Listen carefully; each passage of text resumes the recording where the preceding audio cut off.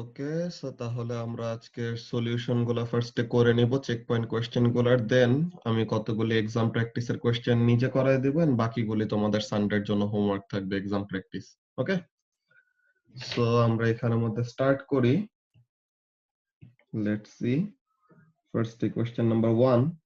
Question number 1 এখানে কি বলতেছে, what is the internal resistance of a 6 volt battery if it supplies 5.8 volt to a lamp when the current flowing through it is 0.40 ampere? So তাহলে আমরা এই যে EMF, load voltage আর lost voltage or terminal potential difference আর potential difference across the battery itself, এটা related আমাদের ফর্মুলাটা কি ছিল, যে EMF is equal to load resistor across a voltage plus I into R. So তাহলে এখানে থেকে আমাদের কি বের করতে বলছে, আমাদেরকে বললো যে ইন্টারনাল রেজিস্ট্যান্সের ভ্যালুটা কত এটা বের করো। সো তাহলে আমরা ইন্টারনাল রেজিস্ট্যান্সের ভ্যালুটাকে সাবজেক্ট করলে কি হয়, EMF minus load resistance divided by current. So এখন ইএমএফ হলো 6, লোড রেজিস্ট্যান্স হলো 5.8, যে টার্মিনাল পটেনশিয়াল ডিফারেন্স আর কি, যে ব্যাটারি ছাড়া বা সেল ছাড়া সার্কিটে বাইরে একটাই কম্পোনেন্ট আছে, কে আছে, ল্যাম্প। ল্যাম্প কত পাচ্ছে, 5.8, আর সার্কিটে কারেন্ট ফ্লো করতেছে কত, 0.40।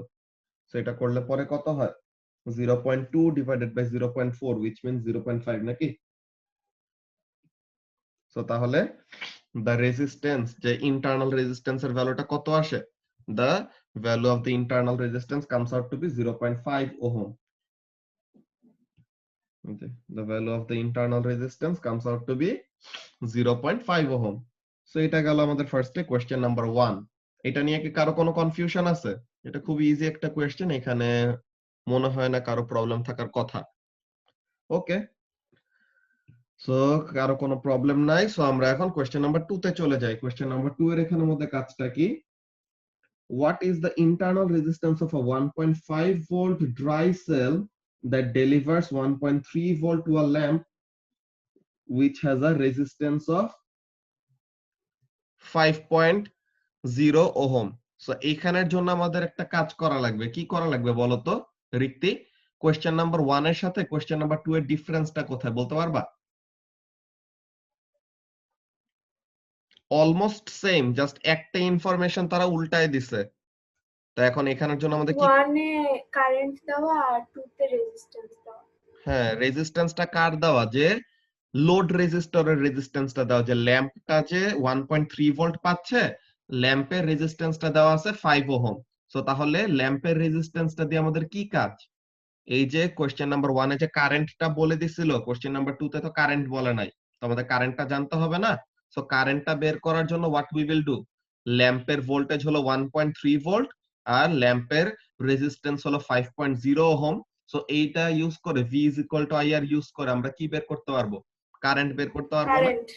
Very good. সো তাহলে এখানে থেকে আমরা কারেন্টটা বের করব, দেন ইউজিং দ্য সেম প্রসিডিওর এখানে ইন্টারনাল রেজিস্ট্যান্সটাকে সাবজেক্ট করে ইন্টারনাল রেজিস্ট্যান্স বের করে ফেলতে পারবো, একদম সিমিলার কাজ।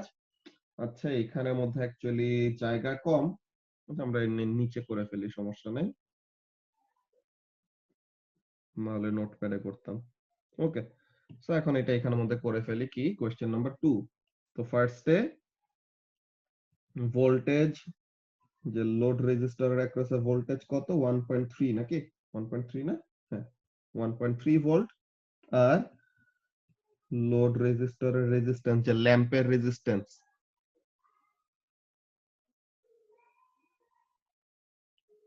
এটা স্পিড অ্যাকচুয়ালি ওরকম আগে যখন টাইপিং করতাম বেশি তখন দেখতাম স্পিড কত, এখন স্পিড কমে গেছে আরো, বুঝছো সন্দীপ? আগে ওয়ার্ড পার মিনিট ভালো স্পিড ছিল। ওকে, সো তাহলে এটা কত, এটা হলো 5.0 দেওয়া। তো তাহলে V is equal to IR, তো এটা ইউজ করে আমরা ফার্স্টে কারেন্টটা বের করে নেই। So current comes out to be V load by R load.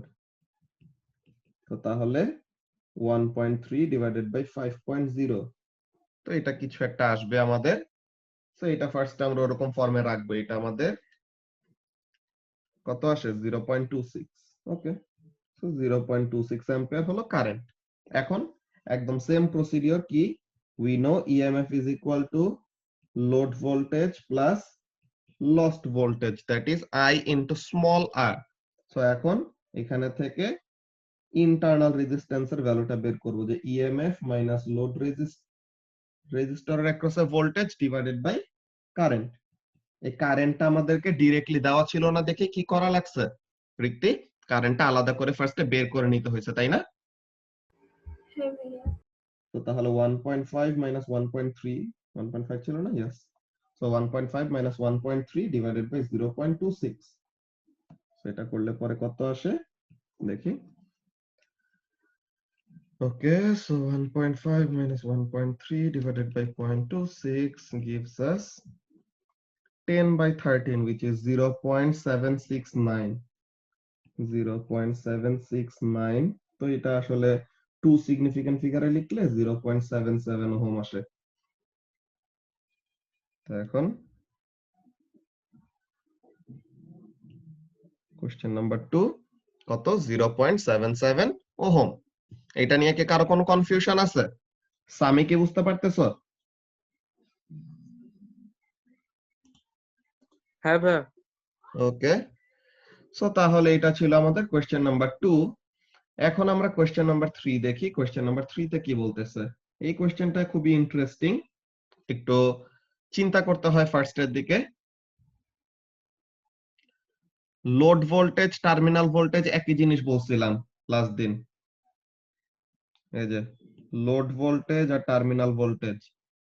Terminal voltage হলো ব্যাটারির পজিটিভ টার্মিনাল থেকে নেগেটিভ টার্মিনাল পর্যন্ত যতগুলা ভোল্টেজ ইউজ আপ হয় অ্যাক্রস দা কম্পোনেন্টস, ওইটাকে আমরা টার্মিনাল ভোল্টেজ বলছি, ঠিক আছে? আর ও আচ্ছা, লোডের সমস্যা একটু। লোড হলো যেটা নাকি আমাদের সার্কিটের যে এক্সটার্নাল কম্পোনেন্টটা থাকে তাকে আমরা লোড বলি, যে যাকে আমাদের রান করতে হয় ব্যাটারি দিয়ে। সো ও তাহলে আচ্ছা, মানে ওই, হ্যাঁ, টার্মিনাল ভোল্টেজ একই। ও মানে ওই সার্কিটের মধ্যে যে যতগুলো কম্পোনেন্টস থাকবে ওরা যে ভোল্টেজ ঠিক করবে ওইটা। হ্যাঁ, ও আচ্ছা, ঠিক আছে। ওকে। সো তাহলে এখন কোশ্চেন নাম্বার 3 যেটা বলতেছিলাম, যে এখানে একটু লজিক ইউজ করা লাগে, বুদ্ধি করে। আর যে কনসেপ্ট আমরা শিখছি, এই যে এইখানের কনসেপ্টটা একটু ইউজ করতে হবে। এই যে এই কনসেপ্টটা, the net effect of energy transfer by the EMF source itself will be for it to supply a smaller voltage to the rest of the circuit, which could affect the circuit's performance. এই জিনিসটা যে আমরা last ক্লাসে reading পরে বলতেছিলাম না, যে কি হবে যদি সার্কিটের ভিতর দিয়ে অনেক high amount of current pass করে। লামিয়া, সার্কিটের ভিতর দিয়ে যদি না অনেক high amount of current pass করে তাহলে কি হবে বলতো? কারেন্ট হলো ইনক্রিজ করতেছে, ইন্টারনাল রেজিস্ট্যান্স তো বাড়তেছে না। কারেন্ট বাড়লে হোয়াট হ্যাপেন্স? কারেন্ট বাড়লে ইন্টারনাল রেজিস্টরের অ্যাক্রসে বেশি করে পাওয়ার ড্রপ হবে। সো তাহলে এক্সটার্নাল সার্কিটকে দেওয়ার মতো কম ভোল্টেজ রিমেইনিং থাকবে না, বা এনার্জি রিমেইনিং কি থাকবে? কম থাকবে। সো তাহলে এর জন্য সার্কিটের এক্সটার্নাল পারফরম্যান্সের উপর একটা ইফেক্ট আনবে। এই এক্সাক্ট জিনিসটার উপরে বা এই কনসেপ্টের উপরেই কোশ্চেন নাম্বার 3 টা তারা অনেক সুন্দর মতো করছে। কি বলছে দেখো, the starter motor for a car engine needs a very high current। যে গাড়ি যখন স্টার্ট দিতে হয়, ঠিক আছে, স্টার্ট দিতে সময় ওখানে তার কি লাগে? অনেক হাই অ্যামাউন্ট অফ কারেন্ট লাগে, যে the current required is very high। So এখান থেকে তোমার একটা হিন্ট নেওয়া লাগবে, এটা খুবই ইম্পর্টেন্ট একটা পয়েন্ট। বলতেছে ফর এক্সাম্পল 100 অ্যাম্পিয়ার, 100 অ্যাম্পিয়ার কিন্তু ইনসেন অ্যামাউন্ট অফ কারেন্ট, অনেক বেশি, ঠিক আছে? নরমালি এত হাই কারেন্ট আমাদের কোন সার্কিট কম্পোনেন্টের ভিতর দিয়ে আমরা নেই না। জাস্ট স্টার্টার মোটরটা এটা চালু করতে কি লাগে? হঠাৎ একটা সার্জ অফ কারেন্ট লাগে, যে এখানের মধ্যে দেখো না অনেক সময় ওরকম গাড়িতে ওরকম স্টার্ট নিতে চায় না, ঠিক আছে? তো গাড়ি ওরকম স্টার্ট নিতে চায় না বিকজ ইঞ্জিন বা গাড়ির ব্যাটারিটা কি করতে পারতেছে না, এনাফ ভোল্টেজ সাপ্লাই দিতে পারতেছে না, বা এনাফ কারেন্ট ডেভেলপ করতে পারতেছে না, যে স্টার্টারটা যেন চালু হয় বা গাড়িটা যেন চালু হয়। সো এটার জন্য অনেক সময় এরকম স্পার্ক লাইট এইসব জিনিসগুলা নিয়ে তারা অনেক টাইপের মডিফিকেশন করে। তো এখন এখানের মধ্যে এ নাম্বার কোশ্চেনে দেখো কি বলতেছে 3a তে explain why a car battery should have a very low internal resistance যে একটা গাড়ির ব্যাটারির ইন্টারনাল রেজিস্ট্যান্স খুবই কম থাকা উচিত কেন মারিয়া ইন্টারনাল রেজিস্ট্যান্স বেশি হলে কি হবে ইন্টারনাল ভোল্টেজ লস বেশি হবে। ভেরি গুড যে সেলের নিজের ভিতরে বা ব্যাটারির নিজের ভিতরে অনেক বেশি এনার্জি ইউজ আপ করে ফেলবে ঠিক আছে সো যেটা আমাদের অ্যাকচুয়ালি এফিশিয়েন্ট কোন একটা ব্যাটারি হবে না যে সে এক্সটার্নাল সার্কিটে সাপ্লাই দিতে পারবে না নিজে যা প্রোডিউস করলো ম্যাক্সিমামে যদি নিজের কাছেই রেখে দেয় তো তাহলে পরে তো আমাদের ওইটা নিয়ে কোনো লাভ নাই তাই না আচ্ছা সন্ধি কি বলতেছো ভাইয়া সুপার ক্যাপাসিটর নরমাল ব্যাটারি থেকে কিভাবে ক্যাপাসিটর বুঝছো সন্ধি এগুলো আমরা A2 তে পড়বো বাট তোমাকে একটা জিনিস বলে রাখি ক্যাপাসিটর কারেন্ট স্টোর করে না বুঝছো ক্যাপাসিটর কি করে ক্যাপাসিটর স্টোরস চার্জ হ্যাঁ ক্যাপাসিটর চার্জ স্টোর করে এন্ড এই চার্জটাকে সে অনেক তাড়াতাড়ি রিলিজ করতে পারে আর অনেক আস্তে আস্তে রিলিজ করতে পারে যে ক্যাপাসিটরটা যে ডিসচার্জ হবে এটার রেটটা ডিপেন্ড করে কিসের উপরে রেজিস্ট্যান্সের উপর ওগুলো আমরা A2 তে যখন উঠবো তখন আরো ডিটেইলসে পড়বো ঠিক আছে ওখানে যে সুপার ক্যাপাসিটর গুলি কি করে হাই একটা ডিসচার্জ রেট থাকে বুঝছো সো ওখানের মধ্যে কি হয় সুপার ক্যাপাসিটর গুলি অনেক হাই অ্যামাউন্ট অফ চার্জ অনেক তাড়াতাড়ি রিলিজ করে ফেলে সো তাহলে কারেন্ট অনেক বেশি ডেভেলপ করতে পারে ওইটার জন্য এরকম সুপার ক্যাপাসিটর ইউজ করা হয় অনেক সময় ফ্ল্যাশ লাইটে বলো বা স্টার্টারের ওইসবে বলো অনেক সময় এরকম সুপার ক্যাপাসিটর ইউজ করে ওগুলো আমরা ডিটেইলে পড়বো A2 তে ঠিক আছে এখন আমাদের এটা নিয়ে ডিসকাস একটু কম করি ওকে সো যেই কথাটা বলতেছিলাম এ নাম্বারের জন্য কি জিনিস যে কেন গাড়ির ব্যাটারির ইন্টারনাল রেজিস্ট্যান্স কম থাকা উচিত তাহলে যেন গাড়ির ব্যাটারি নিজেই যেন বেশি করে ভোল্টেজ ইউজ আপ না করে ফেলে সে যেন এক্সটার্নাল সার্কিটে যতটুকু রিকোয়ার্ড যে তার মেইন কাজটা কি নিজে ভোল্টেজ রেখে দেওয়া নাকি এক্সটার্নাল সার্কিটকে যে ইঞ্জিনকে মোটরকে ওদেরকে কারেন্ট সাপ্লাই করা ইঞ্জিনকে মোটরকে ওদের কারেন্ট সাপ্লাই করা বা এনার্জি সাপ্লাই করে তো তার মেইন কাজ সো তাহলে সে যদি নিজের কাছে বেশি করে ভোল্টেজ রেখে দেয় বা লস্ট ভোল্টেজ যদি আমাদের বেশি হয় তো তাহলে তো এটা এফিশিয়েন্ট কোনো ব্যাটারি হইলো না সো এর জন্য তার ইন্টারনাল রেজিস্ট্যান্সটা খুবই খুবই কম থাকতে হবে এখন বি নাম্বারে কি বলতেছে দেখো বি নাম্বারে বলতেছে explain why the car's headlights are observe to dim যে এটা যদি তোমরা নোটিস করো যে কি হয় মনে করো গাড়ি এরকম আমরা কি করলাম গাড়ির হেডলাইট আমরা চালু করে রাখছি কিন্তু গাড়ি এখনো ওরকম স্টার্ট দেয় না যে গাড়ির মেইন স্টার্টারটা ওরকম আমরা অন করি নাই তো এখন কি হয় গাড়ির হেডলাইট গুলি এরকম গাড়ি স্টার্ট দিতে সময় হেডলাইট গুলির ব্রাইটনেস কমে যায় হ্যাঁ কি হয় গাড়ি স্টার্ট দিতে সময় এরকম হেডলাইট গুলির ব্রাইটনেস কমে যায় যখন নাকি কি করতেছে if they are on when the car starter motor is used যে গাড়ির স্টার্টার মোটর যখন ইউজ করতেছো ওই সময় গাড়ির হেডলাইট গুলি জ্বালানো থাকলে কি হয় গাড়ির হেডলাইট গুলি ডিম হয়ে যায় যে তাদের ব্রাইটনেসটা কমে যায় এখন জিজ্ঞাসা করলো এটা এক্সপ্লেন করতে যে এটা কেন হয় সো এখন ব্যাপারটা কি বলবে এটার অ্যানসারটা হবে এরকম দেখো লামিয়া আমরা কি বলছিলাম এই যে এই কনসেপ্টের কথাটা বলছিলাম এই যে ইয়েলো কালার দিয়ে যে মার্ক করা এই জিনিসটার কথা বলছিলাম কি হবে গাড়ির স্টার্টার মোটর কি করে অনেক অনেক high amount of current use করে না বলতো লামিয়া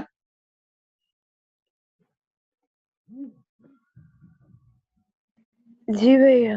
তো এখন গাড়ির স্টার্টার মোটর যে এত হাই কারেন্ট ইউজ করে সো এত হাই কারেন্ট ইউজ করলে সমস্যাটা কি হয় বলতো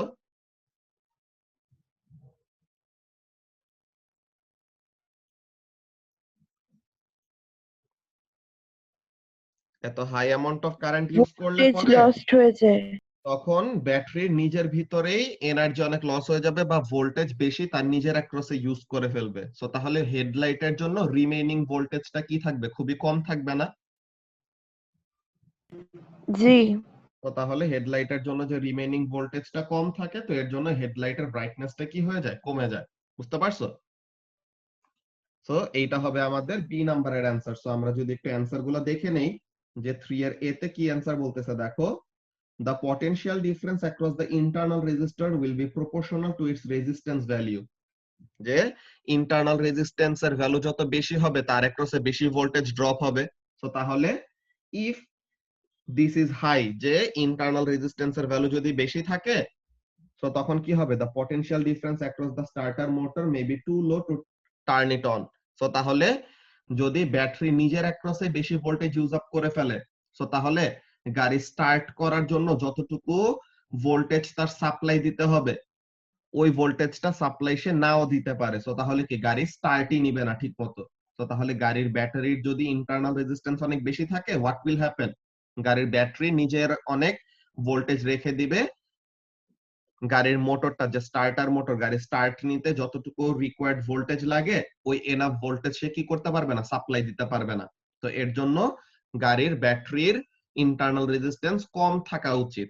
ওকে, সো এইটা হলো আমাদের ফার্স্ট এর অ্যান্সার এ নাম্বারে। দেন বি নাম্বারে যেটা বললাম যে হেডলাইট গুলি কেন ডিম হয়ে যায়, কি হয়, the car battery also powers the headlights, যে গাড়ির ব্যাটারি দিয়েই তো ওখানে সবগুলা জিনিস চলে। সো গাড়ির ব্যাটারি দিয়েই তো হেডলাইট গুলি চলতেছে। এখন যেহেতু স্টার্টারটা কি করে না, অনেক বেশি কারেন্ট ইউজ করে, যে as the starter draws a high current, তো গাড়ি চালু করতে সময় স্টার্টার বেশি কারেন্ট নিয়ে নিবে, সো তাহলে তার অ্যাক্রসে ভোল্টেজ ড্রপ হবে বেশি। তো তাহলে the voltage lost across the internal resistance কি করবে, leaves the lower PD for the headlights. So গাড়ির ব্যাটারি নিজের অ্যাক্রসে বেশি করে ভোল্টেজ রেখে দিবে। কেন, high amount of current flow করলে পরে তো এই সমস্যাটা হয়, আমরা যে বলছিলাম যে EMF is equal to V load plus I R. এখন আর হলো ফিক্স, তো কারেন্ট যত বেড়ে যাবে তো কি হবে, লস্ট ভোল্টেজ তত বাড়বে। তো লস্ট ভোল্টেজ বাড়লে পরে লোড ভোল্টেজ তত কমে যাবে। তো তখন হেডলাইট গুলি এনাফ ভোল্টেজ না পাইলে বা কম ভোল্টেজ পাইলে তাদের ব্রাইটনেসটা কমে যাবে, সো দে বিকাম ডিম। তো তখন তারা কি হয়ে যায়, ফেড হয়ে যায় বা ব্রাইটনেস কমে যায়। সবার কাছে কি ব্যাপারটা ভাই ক্লিয়ার হয়েছে? হ্যাঁ বলো। এই পোটেনশিয়াল ডিফারেন্সটা কোনটা জানি? পটেনশিয়াল ডিফারেন্স কোনটা জানি মানে, মানে পিডি, আচ্ছা পিডি আবার বুঝাতে পারবা? মানে পোটেনশিয়াল ডিফারেন্সটা। ভোল্টেজ কি, ভোল্টেজ হচ্ছে ভোল্টেজ, ভোল্টেজ তো ভোল্টেজ।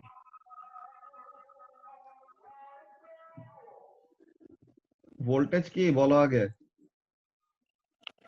মানে দা মানে amount of current supplied resistance, আরে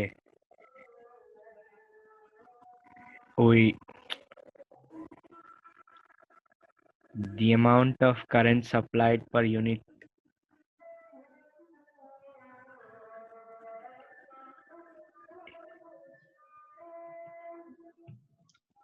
বারবার করে তোমাদেরকে একটা কথা বলছি যে প্রথমে সবগুলা জিনিস বুঝে বুঝে পড়বা, ঠিক আছে? ভোল্টেজ কি এই জিনিসটার ডেফিনেশন তুমি জানো না, তুমি এখন এএস এ উঠে তোমার ইউনিট 2 এর ইলেকট্রিসিটি শেষ, এখন এই সময় তুমি এসে জিজ্ঞাসা করো যে ভোল্টেজ কি জিনিস, তো তাহলে পরে বলো তোমার এখানে পড়ালেখা করে কি লাভ হইতেছে? আরে ভাই,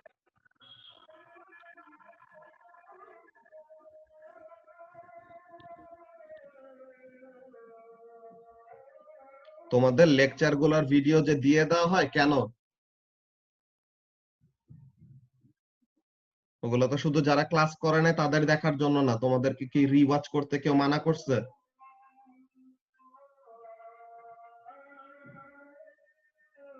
ইলেকট্রিসিটি পুরাটা পড়ানো শেষ, এখন এসে জিজ্ঞাসা করে যে পিডি কি জিনিস, ভোল্টেজ কি জিনিস, ভোল্টেজের কোনো ডেফিনিট কোনো আইডিয়াই নাই, কারেন্ট রিলেটেড কি কি বলতেছো তুমি এখানের মধ্যে।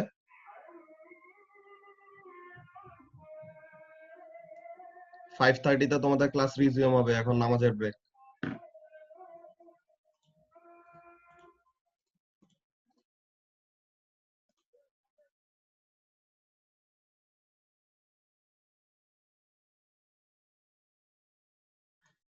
ওকে, সো আমরা এর পরের কোশ্চেনটা দেখি, কোশ্চেন নাম্বার 4।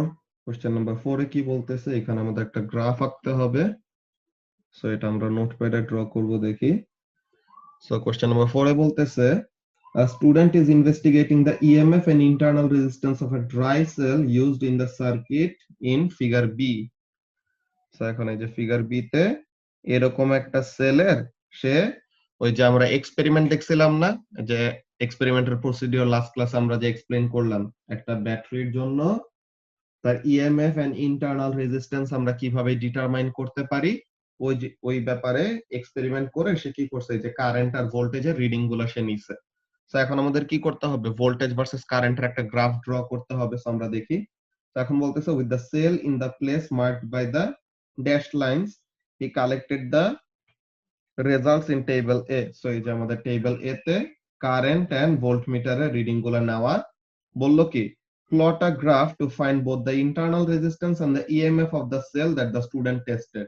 সো এখন আমরা দেখি গ্রাফটা প্লট করি কিভাবে কি করা লাগবে। কারেন্ট হলো 0.1 থেকে 1.1 আর ভোল্টেজ হলো 1.09 থেকে 1.45।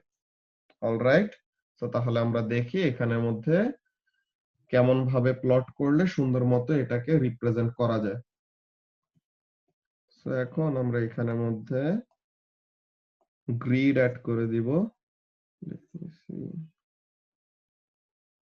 ওকে, সো এখন এখানের মধ্যে আমরা গ্রিড অ্যাড করে দিলাম এখানের মধ্যে গ্রাফটা ড্র করার জন্য। So this is question number 4।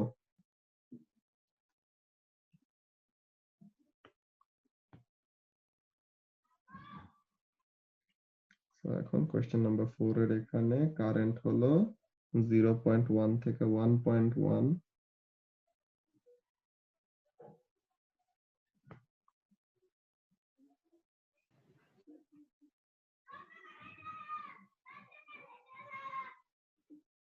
আর এখানের মধ্যে আমাদের কারেন্টটা। ওকে,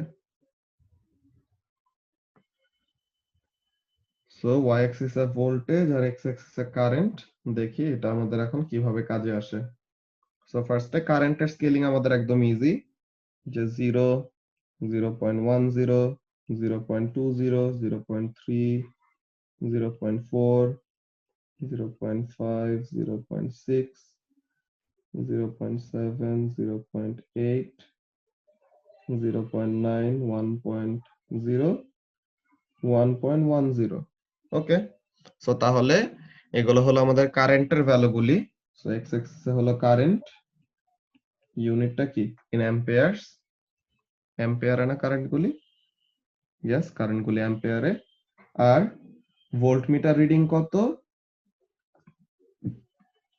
1.09 হলো লোয়েস্ট ভোল্টেজ আর 1.45 হলো হাইয়েস্ট ভোল্টেজ। আচ্ছা, সো 1.45 পর্যন্ত আমাদের নিতে হবে। এখানে আমাদের কয়টা ডিভিশন আছে, 1 2 3 4 5 6 7 8 9 10। ওকে, তো তাহলে আমরা এখানে 0.15 করে নিতে পারি, 0.60, 0.75, 0.90, 1.05, 1.20, 1.35, 1.50। ওকে, সো তাহলে এটা হলো আমাদের ভোল্টেজের অ্যাক্সিস, y অ্যাক্সিস এ ভোল্টেজ ইন ভোল্টস আর x অ্যাক্সিস এ কারেন্ট ইন অ্যাম্পিয়ার। ওকে, তো এখন আমরা প্লট করব।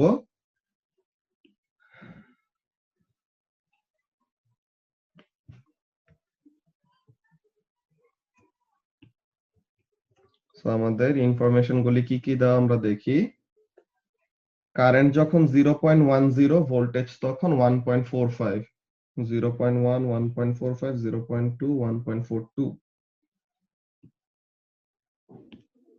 So 0.1, 1.45, 0.2, 1.42, এরপর 0.3 এর জন্য 1.39, 1.39, 1.31,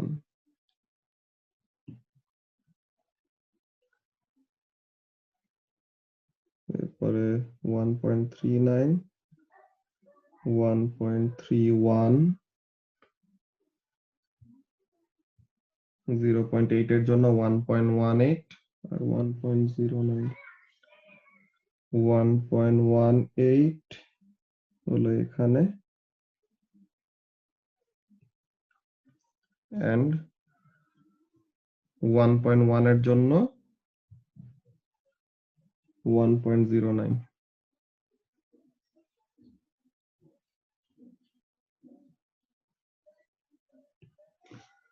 সো এখন এগুলি হলো আমাদের point.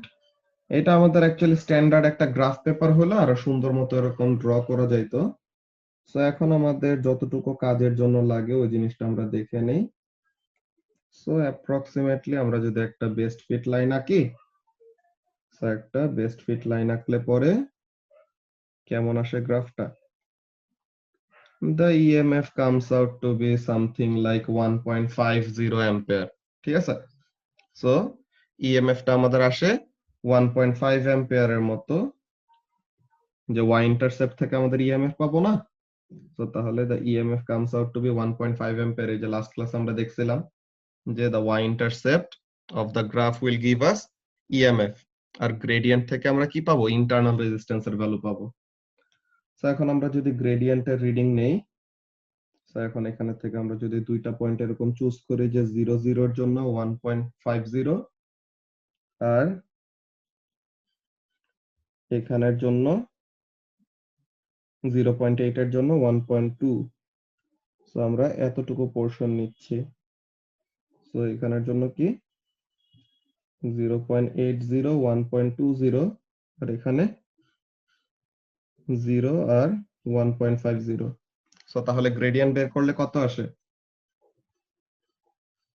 The gradient is equal to y2 minus y1 divided by x2 minus x1, তাই না? So এখন y2 হলো 1.20, y1 হলো 1.50, x2 হলো 0.80, x1 হলো 0। So তাহলে এটা কত আসে? 1.2 minus 1.5 divided by 0.8, so minus 3/8। এটা হলো গ্রেডিয়েন্টের ভ্যালু। সো আমরা কি জানি? Minus r is equal to gradient, so তাহলে minus r is equal to minus 3/8। So এখন মাইনাস মাইনাস কাটা, তো কি থাকে? So r is equal to 3/8 ohm. আর এটাকে যদি আমরা ডেসিমালে লিখি, সো তাহলে কত আসে? 0.375 ওহম or 0.38 ওহম যদি আমরা টু সিগনিফিকেন্ট ফিগারে লিখি। এই গ্রাফের এই প্রসিডিউরটা নিয়ে কি কারো কোনো প্রবলেম আছে? যে এখানের মধ্যে আমরা কোশ্চেন নাম্বার 4 এর জন্য কি করলাম? আমাদেরকে যে কারেন্ট আর ভোল্টেজের রিডিং গুলা দিয়ে দিছিল, এই কারেন্ট আর ভোল্টেজের রিডিং গুলা নিয়ে আমরা ফার্স্টে গ্রাফ প্লট করছি। কি graph? Voltage versus current graph. কেন? Because in this experiment the current is the independent variable, যেটা আমাদেরকে গতকালকের ক্লাসে জেরিন রিজনিং দিছে যে কেন কারেন্ট হলো ইন্ডিপেন্ডেন্ট ভেরিয়েবল আর ভোল্টেজটা হলো ডিপেন্ডেন্ট ভেরিয়েবল। তো দেন আমরা শো করছিলাম যে যদি আমরা কারেন্টটাকে এক্স অ্যাক্সিসে প্লট করি আর ভোল্টেজটাকে ওয়াই অ্যাক্সিসে প্লট করি, সো তাহলে গ্রাফ থেকে আমরা কি কি ইনফরমেশন পাবো? The y-intercept of the graph will give us the EMF and the gradient of the graph will give us what? The gradient of the graph will give us the internal resistance. So এই দুইটা কাজ করে আমরা কি করছি? EMF আর internal রেজিস্ট্যান্সের ভ্যালুগুলো determine করছি। এটা নিয়ে কি কারো কোনো কনফিউশন আছে? জাবের? না ভাই। ওকে, সো তাহলে এই জিনিসটা আমাদেরকে বের করতে বলছিল, আমরা দেখি তার অ্যানসারে কত পাইছে। অ্যানসারে বেসিক্যালি ওরকম আমাদেরকে একটা সার্টেন রেঞ্জ অ্যালাউ করবে। মেইন মার্ক স্কিম যখন আমরা দেখব তখন ওখানের মধ্যে দেখব যে there will be a certain range, যে এত থেকে এতর মধ্যে আসলে পরে হবে। তখন কি বললো? Plot voltage on y axis and current on x axis. So এখন internal resistance from gradient is approximately 0.5 ohm, কি বলে 0.35 ohm, আর EMF from the y intercept is approximately 1.49। So তাহলে যেটা বললাম যে আমাদের গ্রাফ থেকে রিডিং নেওয়া, তো এর জন্য আমাদের একটু প্লাস মাইনাস একটা রেঞ্জ তারা অ্যালাউ করবে। সো এটা নিয়ে ওয়ারিড হওয়ার কিছু নাই। মেইন মার্ক স্কিমে আমরা ঠিকই কি পাবো? একটা রেঞ্জের অ্যালাওয়েন্স পাবো। ওকে, সো তাহলে এইগুলি ছিল আমাদের পেজ নাম্বার 185 এর চেক পয়েন্ট কোশ্চেনের অ্যান্সার গুলি। এখন আমাদের পাওয়ার ইন ইলেকট্রিক সার্কিটস এই জিনিসটার চেক পয়েন্ট কোশ্চেন গুলো আমরা দেখব। তো এখন এইখানের চেক পয়েন্ট কোশ্চেন গুলিতে কি কি বলতেছে দেখি। Question number 1, how much work is done by a resistor in a circuit in figure E? এই যে ফিগার ই তে এই রেজিস্টরটা কতটুকু ওয়ার্ক ডান করতেছে if the circuit is switched on for 11 seconds. তো সার্কিটটা যদি 11 সেকেন্ড ধরে অন থাকে সো তাহলে কতটুকু ওয়ার্ক ডান করলো? ওয়ার্ক ডান মানে কি Lamia? Work done is equal two what? Energy transferred. Very good. So তাহলে এখানে ইলেকট্রিক্যাল এনার্জির ফর্মুলা কি আমাদের? Electrical energy is equal two current into voltage into time. তো এখন এখানে টাইম বলে দিছে, কারেন্ট আর ভোল্টেজ কই থেকে পাবো? Voltmeter আর ammeter থেকে। Very good. এই যে ভোল্টমিটার আর অ্যামিটারের মধ্যে লেখা আছে রিডিং। সো এই রিডিং গুলো আমাদের নিতে হবে। সো কারেন্টের ভ্যালু হলো 1.8 আমরা অ্যামিটার থেকে পাইলাম, ভোল্টেজের রিডিং হলো 1.03 এটা ভোল্টমিটার থেকে পাইলাম, ইনটু টাইম হলো 11 সেকেন্ডস। সেটা করলে পরে কত আসে? 1.8 ইনটু 1.03 ইনটু 11, সেটা করলে আসে 20.394 জুলস। সো এখন আমাদের গিভেন ইনফরমেশন 2 3 দোনো সিগনিফিকেন্ট ফিগার মিলাই দেওয়া, সো তাহলে we can write it down as 20.4 joules. So এতটুকু ওয়ার্ক ডান করতেছে সে কত টাইমে? 11 সেকেন্ডে। ওকে, যে রেজিস্টরটা এতটুকু ইলেকট্রিক্যাল এনার্জি অন্য কোন ফর্মে কনভার্ট করতেছে। অলরাইট, তো এখানে আমরা দেখি তার অ্যানসারে কত দিল। এই যে 20.4 জুলস। এগুলো একদম ও লেভেলস এর কনসেপ্ট থেকেই ইউজ করতে পারা উচিত, আনলেস তোমরা ভুলে যাও যে ভোল্টেজ কি জিনিস। ওকে, সো এরপরে কোশ্চেন নাম্বার 2। কোশ্চেন নাম্বার 2 তে কি বলতেছে যে what is the power dissipated by the resistor in. হ্যাঁ বলো। আচ্ছা, এখানে যদি 20.39 লিখতাম তাহলে তো মার্কস করার অপশন নাই, কাছে এখানে তো 2 সিগনিফিকেন্ট পার ইয়াতে লিখছে না ভোল্টমিটারে। হ্যাঁ, 20.39 লিখলে তো মাস্ট ভুল যাবেই, বিকজ তোমার গিভেন ইনফরমেশন তো 4 সিগনিফিকেন্ট ফিগারে নাই, বুঝছো? তুমি এখানে মধ্যে ইদার দুইটা অ্যানসার লিখতে পারো, ইদার হলো 20 জুল লিখতে পারো অর 20.4 লিখতে পারো। 20 লিখার জাস্টিফিকেশনটা কি? 2 সিগনিফিকেন্ট ফিগারে টাইম দেওয়া আর কারেন্ট দেওয়া আছে, সো তাহলে এটা ইউজ করে, এই আর্গুমেন্ট ইউজ করে তুমি বলতে পারো যে গিভেন ইনফরমেশন 2 সিগনিফিকেন্ট ফিগারেও দেওয়া আছে, সো তাহলে আমি আমার অ্যানসারটা 2 সিগনিফিকেন্ট ফিগারে দিলাম। কিন্তু 20 লিখলে পরে আসলে 2 সিগনিফিকেন্ট ফিগারের ব্যাপারটা একটু সমস্যা হয়, এটা 1 সিগনিফিকেন্ট ফিগারের সাথে মিলে যেতে পারে, বুঝছো? তো এইখানের জন্য আমাদের মেইনলি যেটা দেখা লাগবে কি, যে এটা 2 তে দিলেও হয়, তুমি যে 20 জুল লিখলে ভুল দিবে এমন না। ওকে, আর তোমার ভোল্টমিটার রিডিংটা কত সিগনিফিকেন্ট ফিগারে দেওয়া? 3 সিগনিফিকেন্ট ফিগারে দেওয়া না, যে 1.03। সো তাহলে এর জন্য তুমি 3 সিগনিফিকেন্ট ফিগারে দিলে এটা জাস্টিফাইড।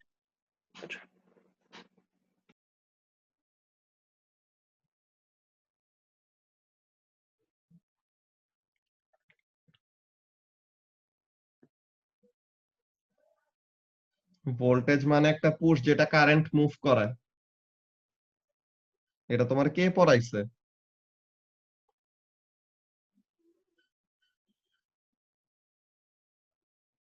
ভোল্টেজ হলো আমাদের একটা ইলেকট্রিক্যাল এনার্জি যেটা চার্জড পার্টিকেলদেরকে মুভ করায়, আর চার্জড পার্টিকেল পার ইউনিট টাইমে কত রেটে মুভ করতেছে ওই জিনিসটা হলো কারেন্ট। তো তাহলে ভোল্টেজটা কি বললাম? চার্জড পার্টিকেলদেরকে কতটুকু এনার্জি দেওয়া হচ্ছে, সো জুলস পার কুলাম্ব। এটা তো ভোল্টেজের একদম বেসিক ডেফিনেশন, যে ভোল্টেজ হলো জুলস পার কুলাম্ব, যে পার ইউনিট চার্জকে কতটুকু ইলেকট্রিক্যাল এনার্জি সাপ্লাই করা হচ্ছে from the battery. So battery charged পার্টিকেলদেরকে প্রতি 1 কুলাম্ব চার্জকে যতটুকু এনার্জি দেয় ওইটা হলো ইএমএফ, আর ওই ইএমএফটাই পাওয়ার সাপ্লাই থেকে বের হওয়ার পর যে কি করবে, অন্য কম্পোনেন্টের ভিতর দিয়ে যাবে। কম্পোনেন্ট গুলার কাজটা কি? আমরা ইলেকট্রিসিটি কি করি? সুখের বসে বানাইছি ইলেকট্রিসিটি। আমাদের ইলেকট্রিসিটি তো আমরা অন্য কোনো কাজে ইউজ করব, যে আমরা লাইট কেমনে জ্বালাই, ইলেকট্রিক্যাল এনার্জি দেই। ইলেকট্রিক্যাল এনার্জি দিলে পরে তখন কি করবে? The light will convert the electrical energy into other forms. So তাহলে ইলেকট্রিক্যাল এনার্জি থেকে ওইটাকে লাইট এনার্জিতে কনভার্ট করতেছে। আমরা রুম হিটার অন করব, রুম হিটার অন করে আমাদের কাজটা কি? রুম হিটার ইলেকট্রিক্যাল এনার্জি নিয়ে হিট এনার্জিতে কনভার্ট করবে। সো কম্পোনেন্টের কাজ হলো এইটা, ইলেকট্রিক্যাল এনার্জিকে অন্য কোনো ফর্মে কনভার্ট করা। সো এটার জন্য কি লাগবে? এনার্জি লাগবে। ওই এনার্জি সাপ্লাই দেয় কে? ভোল্টেজের ওখান থেকে আসে। সো একটা সার্টেন কম্পোনেন্টের অ্যাক্রসে পার ইউনিট চার্জ যতটুকু এনার্জি ট্রান্সফার করে ওইটাকে আমরা বলি পটেনশিয়াল ডিফারেন্স। তো এখানের মধ্যে এইগুলা জিনিস যেখান থেকে অ্যান্সার বের করো, তোমার এগুলা কোনো সময় কেউ পড়ায় নাই, যেখানের মধ্যে ভোল্টেজ মানে একটা পুশ যেটা কারেন্টকে মুভ করায়।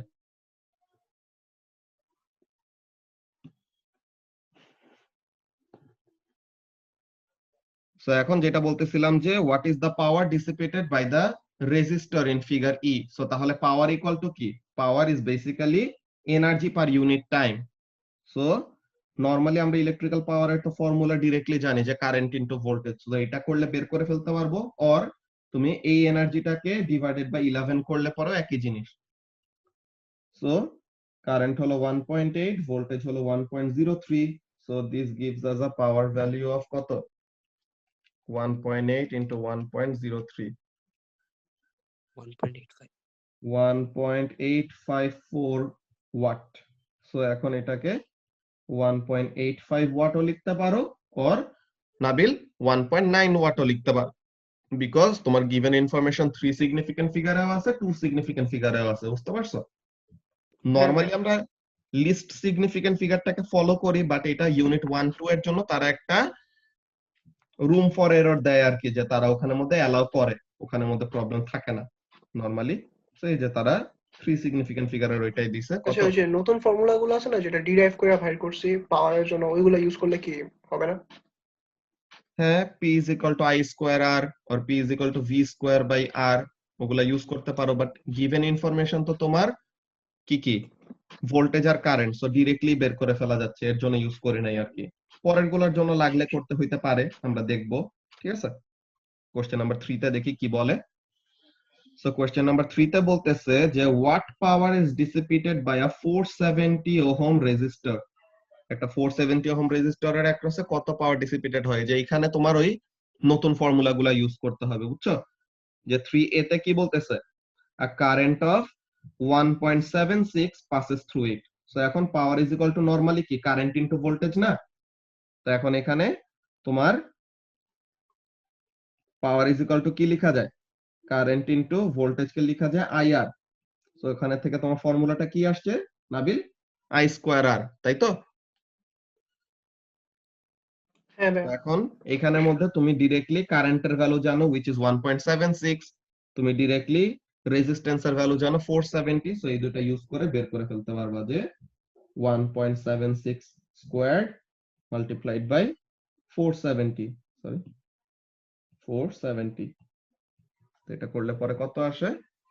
1.76 স্কয়ার্ড ইনটু 470, তো 1455.872 ওয়াট। এখন এখানে তোমার গিভেন ইনফরমেশন কত কত? 3 সিগনিফিকেন্ট ফিগার আর 2 সিগনিফিকেন্ট ফিগার। সো তাহলে তুমি 3 2 যে কোনো একটা রাখলেই হয়। Either you can write it as 1460 watt or you can write it as 1500 watt. যেটাই লিখো, এখানের মধ্যে কোনো প্রবলেম নাই। ঠিক আছে মারিয়া? ওকে, সো তাহলে এইটা হলো আমাদের 3 এর A নাম্বার। এখন বলতেছে B নাম্বারে যে it is measured with a PD of 9 volts. So এখন PD যখন 9 ভোল্ট তখন কি করব? P is equal to IV or I is equal to কি লেখা যায়? V by R লেখা যায় না নাবিল? হ্যাঁ ভাইয়া। তো তাহলে এটা কি হয়? V square by R। So এটা হলো পাওয়ারের আরেকটা নতুন ফর্মুলা, তুমি যেগুলোর কথা বলছিলে একটু আগে। তো এখন এখানে ভোল্টেজ দেওয়া আছে আমাদেরকে কত? 9.0 ভোল্টস। সো এটা স্কয়ার ডিভাইডেড বাই 470। সো এটা করলে পরে কত আসে? Let's see. So 9 squared divided by 470, তো তাহলে 0.1723 ওয়াট। এখন দেখো তো তোমার গিভেন ইনফরমেশন গুলি কিসে কিসে? দোনোটাই হলো 2 সিগনিফিকেন্ট ফিগারে দেওয়া আছে, তাহলে you will write it as 1.7 watt. আর এখানের মধ্যে তুমি আর্গুমেন্ট করতে পারো যে 470 এটা 3 সিগনিফিকেন্ট ফিগার ধরতে পারো, সো ওখানে 0.172 লিখতে পারো, বাট টু সিগনিফিকেন্ট ফিগারে লেখাটা সেফ। অ্যানসারে কি দিছে তারা ওগুলা দেখি। এই যে 1460 আর 0.172, সো 3 সিগনিফিকেন্ট ফিগারে তারা ভ্যালু দিছে। তো ওখানে গিভেন ইনফরমেশন যখন তোমার এরকম মিক্সড ওয়েতে থাকবে, সো তখন তোমার যে কোনো একটা ফলো করলেই হবে, বাট লো সিগনিফিকেন্ট ফিগারটা ফলো করা বেটার, যেগুলা অ্যাকচুয়াল কোশ্চেন পেপারের মার্ক স্কিমের মধ্যে দেখবা। ওকে, সো এইগুলা ছিল তোমার ওই যে নতুন ফর্মুলাগুলা ইউজ করে কিভাবে পাওয়ার বের করলাম। তো যখন লাগবে তখন আমরা এরকম ইউজ করব। ওয়ার্কিং যে দেখাইতে হবে এরকম না, যে এই যে আমি যে ডেরাইভেশন যে করলাম, এই ডেরাইভেশনটা না দেখাইলেও কোনো প্রবলেম না, আমি ডেরাইভেশনটা দেখাইছি তাহলে যেন কারো ইমিডিয়েট কোনো প্রবলেম না হয় যে এই ফর্মুলাটা কই থেকে আসছে, বিকজ তোমাদেরকে বলছি যে এই চ্যাপ্টারটা একদম ও লেভেলস এর কনসেপ্ট রিলেটেড, সো নিজেরা রিডিং করলে পরে পুরোটা বুঝে যাওয়া উচিত। ওকে, এই যে p = ir থেকে p = i square r, p = iv আর p = v square by r।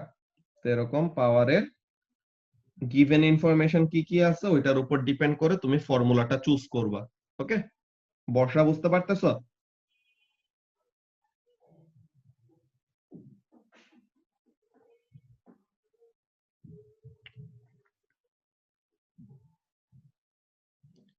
Okay, so এখন কোশ্চেন নাম্বার 4। কোশ্চেন নাম্বার 4 এ কি বলতেছে? 4 এর এতে what is the efficiency of the electric heater in figure F. এই যে ফিগার এফ এ এই ইলেকট্রিক হিটারের এফিসিয়েন্সি কত এটা বের করতে বলছে। এখন এফিসিয়েন্সি মানে আমরা কি জানি? এফিসিয়েন্সি আমরা দুইটা ওয়েতে বের করতে পারি, পার্সেন্টেজে আর নরমাল রেশিওতে। তো এখন efficiency is equal to useful energy output divided by total energy input divided by total energy input. So এখন একটা ইলেকট্রিক হিটারের ইউজফুল আউটপুটটা কি? একটা ইলেকট্রিক হিটারের ইউজফুল আউটপুটটা হলো যে বলেই দিছে যে ইউজফুল আউটপুট হলো 95 joule of heat energy. So actually heating পারপাসে যেটা হিট ইউজ হচ্ছে এটা হলো ইউজফুলটা কত? 95।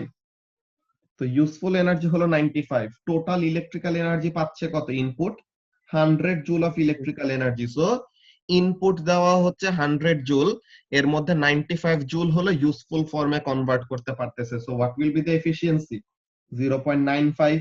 যদি আমরা রেশিওতে লিখি আর এরকম ডেসিমালে রিপ্রেজেন্ট করি সো তাহলে 0.95, আর যদি পার্সেন্টেজে কনভার্ট করি সো তাহলে কি মাল্টিপ্লাইড বাই 100, which means 95%।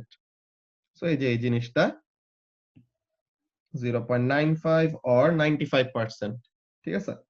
তো এখন এই জিনিসটা হলো আমাদের 4 এর এ নাম্বারের জন্য, যে কিভাবে আমরা একটা ইলেকট্রিক হিটারের এফিসিয়েন্সি বের করতেছি। নাও 4b তে কি বলতেছে? why would your answer to part A be the same if you consider the heater switched on for 1 hour and if you consider it switched on for 2 hours? যে এখন বলতেছে যে এ নাম্বারে যে এফিসিয়েন্সির ভ্যালুটা বের করলাম, এখন বললো যে 1 ঘন্টা হিটারটা চালু থাকলেও এফিসিয়েন্সি যা, 2 ঘন্টা কি বলে 2 ঘন্টা হিটারটা চালু থাকলে পরে এফিসিয়েন্সি ওইটাই হবে। এখন জিজ্ঞাসা করলো যে কেন? সো এখন এখানের মধ্যে আমরা ব্যাপারটা কি বলবো যে এনার্জি মানে কি? এনার্জিটা তো তোমার ওয়ার্ক ডানের সমান। যে এনার্জি ট্রান্সফারটা কি? যে ইউজফুল এনার্জি ট্রান্সফার এখানের মধ্যে কি হবে? Work done. সো এখন 1 ঘন্টা ধরে যখন চালু রাখবো তখন 1 ঘন্টা ধরে 100 জুল করে ইলেকট্রিক্যাল এনার্জি ইনপুট আসবে, আর ওই 1 ঘন্টা ধরে 95 জুল করে ইউজফুল ফর্মে কনভার্ট হবে। সো তাহলে দ্য রেশিও, যে এফিসিয়েন্সির যে রেশিওটা, যে উপরে নিচে আমরা সেম অ্যামাউন্ট অফ টাইম, যে 1 আওয়ার মাল্টিপ্লাই করি, সো তাহলে কাটাকাটি চলে যাবে। 2 আওয়ার করে মাল্টিপ্লাই করি, সো তাহলে পরেও কি হয়ে যাবে? কাটাকাটি চলে যাবে। সো তাহলে হোয়াট উইল রিমেইন? যে অ্যাকচুয়ালি তারা ইউজফুল ফর্মে কতটুকু কনভার্ট করতে পারতেছে। যে ইনপুট যে এনার্জিটা দিলাম, যে ইনপুট আমি এনার্জিটা কি দিতেছি? Electrical energy. কেন? তাহলে যেন সেটাকে সে ইউজফুল ফর্মে কনভার্ট করতে পারে। সো তাহলে এই জিনিসটা অলওয়েজ কি থাকবে? The ratio will remain the same no matter for how long the appliance is turned on. তো তাহলে এখানের জন্য কি বলতেছে? অ্যানসারটা দেখো, the input and output energies labeled go together, ঠিক আছে, যে ইনপুট এন্ড আউটপুট যেগুলো লেখা আছে এগুলো একসাথে চলতে থাকে, মানে কি 100 জুল ইনপুট দিবে, 95 জুল ইউজফুল ফর্মে কনভার্ট হবে, বাকি 5 জুল ওয়েস্টেড হয়ে যাবে। সো তাহলে কি, তো বলতেছে যে ফর এভরি 100 জুল সাপ্লাই, যে প্রতি 100 জুল ইলেকট্রিক্যাল এনার্জি যেটা হিটারের ভিতরে সাপ্লাই দেওয়া হবে ওইটার কি হবে, 95 joule R delivered as hit.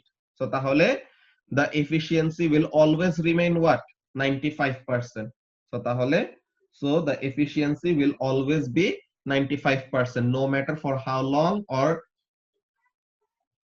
how short period of time for which the appliance is turned on, ঠিক আছে। তো তাহলে এফিশিয়েন্সিটা 95% ছিল, এটা 1 ঘন্টা চালু করে রাখলেও যতটুকু এফিশিয়েন্ট হবে 2 ঘন্টা চালু রাখলে পরেও সেম এফিশিয়েন্সি থাকবে, ঠিক আছে। তো এইগুলা ছিল আমাদের পেজ নাম্বার 189 এর চেক পয়েন্ট কোশ্চেনের অ্যানসার গুলি। জাবের কি এখন বুঝতে পারছো তোমার যেন কোনটা একটা প্রবলেম ছিল? হ্যাঁ ভাই এখন বুঝতে পারছি। ওকে, সো তাহলে এইগুলি ছিল আমাদের চেক পয়েন্ট কোশ্চেন গুলি। এখন চেক পয়েন্ট কোশ্চেন গুলা নিয়ে কি কারো কোনো কনফিউশন আছে স্পেসিফিক, যে এই কোশ্চেন কি কোন একটা বুঝো নাই এমন টাইপের?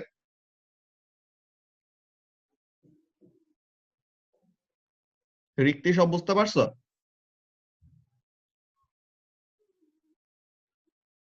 ওকে, আচ্ছা ভাইয়া, লাইক ওই যে 4 নাম্বার কোশ্চেনটা আছে না হিটার, হ্যাঁ হ্যাঁ এখানে সাপোজ হিটারের জায়গায় কোনো অন্য একটা অ্যাপ্লায়েন্সেস আছে, ওকে, লাইক যেটা লাইক হিট, লাইক অন্য যে কোনো অ্যাপ্লায়েন্সেস আছে। সো সাপোজ ওইটা তো like heating effect of current হবে না, সো এটা তো একটা ওয়েস্ট এনার্জি হবে, বাট ওইটা তো টাইমের পর বাড়বে না, সো এটা তো তখন লাইক নিচের জায়গাটা ভুল হয়ে যায় না, লাইক পার্ট বিটা। এই জিনিসটা তোমার মনে করো যে তুমি যদি ফিলামেন্ট ল্যাম্পের জন্য বলতে চাও, যে ফিলামেন্ট ল্যাম্পের জন্য এরকম বললা যে ফিলামেন্ট ল্যাম্পের মেইন কাজ কি, ফিলামেন্ট ল্যাম্পের মেইন কাজ হলো যে আমি তাকে ইলেকট্রিক্যাল এনার্জি দিব, সে যেন আমাকে লাইট এনার্জি দেয়, আমি তার কাছ থেকে ইউজফুল ফর্মে কোন এনার্জিটা চাই, লাইট এনার্জিটা চাই। সো সে যদি হিট এনার্জি প্রডিউস করে, সো এটা হলো ওয়েস্টেড একটা ফর্ম, যেটা আমার আসলে দরকার নাই। ওকে, সো এখন হিটিং ইফেক্ট অফ কারেন্টের জন্য সে কি করে, আমি না চাইতেও সে কিছু হিট জেনারেট করে, ঠিক আছে, ভালো কথা। কিন্তু তোমার যে ব্যাপারটা খেয়াল রাখা লাগবে নাবিল, দেখো যে তুমি যে হিটিং ইফেক্ট অফ কারেন্টের কথা বলছো, এখানে কি ওয়েস্ট হচ্ছে না, এখানেও কিন্তু ওয়েস্ট হচ্ছে। দেখো এই যে 4 জুল অফ সাউন্ড এনার্জি, যে হিটারটা কাঁপবে বা এরকম সাউন্ড প্রডিউস করবে, সো তাহলে সাউন্ডটা হলো আমাদের ওয়েস্ট ফর্মে প্রডিউস হচ্ছে। এটা কি, সাউন্ড এনার্জিটা কিন্তু যতক্ষণ ধরে অন রাখবা ততক্ষণ ধরে একই রেটে সে কি করতে থাকবে, জেনারেট করতে থাকবে, তাই না? তো তাহলে ওখানে আমাদের যে ফিলামেন্ট ল্যাম্পের জন্য, ফিলামেন্ট ল্যাম্পের যে as long as the current is fixed, current যদি ফিক্স থাকে, সো তাহলে হিটিং ইফেক্ট অফ কারেন্টটাও আমাদের কি থাকবে, ফিক্স থাকবে না? যে মনে করো তুমি প্রতি 100 জুল ইলেকট্রিক্যাল এনার্জি দেওয়াতে 80 জুল কনভার্ট হলো লাইট এনার্জিতে, আর 20 জুল সে হিট এনার্জি হিসেবে ওয়েস্ট করতেছে। So as long as the current is remaining the same, okay, current যতক্ষণ ধরে সেম থাকবে ততক্ষণ ধরে কি হবে, ততক্ষণ ধরে হিটিং ইফেক্ট অফ কারেন্টটাও কি হবে, সেম থাকবে না? এমনিতে একটা কথা, তোমার একটা লজিক আছে, লজিকটা কি, যে টেম্পারেচার বেড়ে গেলে তো রেজিস্ট্যান্স বেড়ে যাবে, তখন তো আর কারেন্টটা ফিক্স থাকবে না, যে তখন তো সেম ভোল্টেজের জন্য কারেন্টটা কমে যাবে। সো তখন ওখানের জন্য বলতে পারো যে ইয়েস, যে এটা হিটার ছাড়া অন্য কোনো অ্যাপ্লায়েন্স হলে আমাদের অ্যানসার ডিফারেন্ট হইতে পারতো, ঠিক আছে। যে যদি এটা লাইট থাকতো এটার জায়গায়, সো তাহলে আমরা অ্যানসারটা ডিফারেন্ট ওয়েতে লিখতাম, বলতাম যে বেশিক্ষণ ধরে অন রাখলে হিটিং ইফেক্ট অফ কারেন্টের জন্য বেশি গরম হবে, সো টেম্পারেচারের চেঞ্জটা বেশি হইলে it will have an overall effect on the efficiency of the filament lamp, যে এফিসিয়েন্সি আরো কমায় দিবে আর কি, যত বেশিক্ষণ ধরে অন থাকবে তত এফিসিয়েন্সি কমে যাবে, যে বেশি বেশি করে ওয়েস্ট করতেছে সে। বুঝতে পারছো? হ্যাঁ ভাই বুঝছি। ওকে, টেম্পারেচার কি ইনক্রিজ করতে থাকবে নাকি একটা টাইমে গিয়ে লাইক থেমে যাবে, মানে কনস্ট্যান্ট হয়ে যাবে? এটা ভাই আমারও কোশ্চেন আছে। এটা টেম্পারেচার ইনক্রিজ করতে থাকবে নাকি একটা টাইমে যে থেমে যাবে, ওটা ডিপেন্ড করে যে সারাউন্ডিং এ সে কত রেটে হিট এনার্জি ছাড়তেছে। যে তোমার হিট এনার্জিটা যে ট্রান্সফার হয়, কেন ট্রান্সফার হয় বলতো? যখন নাকি একটা অবজেক্ট অন্য একটা অবজেক্টের থেকে রিলেটিভলি কোল্ডার অর হটার, ঠিক আছে, যদি কি থাকে, টেম্পারেচারের একটা ডিফারেন্স থাকে, তখনই তো হিট এনার্জি ট্রান্সফার হবে, তাই না বলো সুপ্ত? জি ভাইয়া।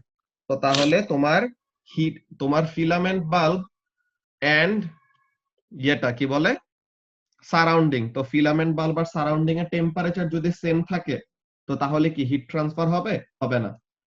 সারাউন্ডিং এর টেম্পারেচার যদি ফিলামেন্ট ল্যাম্পের থেকে কম হয় তাহলেই ফিলামেন্ট ল্যাম্প কি করবে, তার হিট এনার্জিটা সারাউন্ডিং এ ছাড়বে। এখন ফিলামেন্ট বাল্বটা হিট এনার্জিটা সারাউন্ডিং এ ছাড়তেছে, সারাউন্ডিং ও হিট আপ হচ্ছে। সো এখন যত রেটে যত রেটে তোমার ফিলামেন্ট বাল্বের টেম্পারেচার বাড়বে আর যত রেটে তোমার filament bulb hit energy produce করবে তত রেটে যদি হিট এনার্জি লস করে সো তাহলে ওভারঅল টেম্পারেচারের কি কোনো ইনক্রিজ হবে বলতো? না ভাইয়া। যত রেটে হিট এনার্জি ডেভেলপ করতেছে তত রেটে হিট এনার্জি সে সারাউন্ডিং এ ছেড়ে দিচ্ছে, সো তাহলে তখন টেম্পারেচারটা কনস্ট্যান্ট হয়ে যাবে। বুঝতে পারছো যে এই জিনিসটা কিন্তু আমরা ও লেভেলসে করছিলাম, এই যে ও লেভেলসে ওদেরকে ইয়ে করাইতেছি।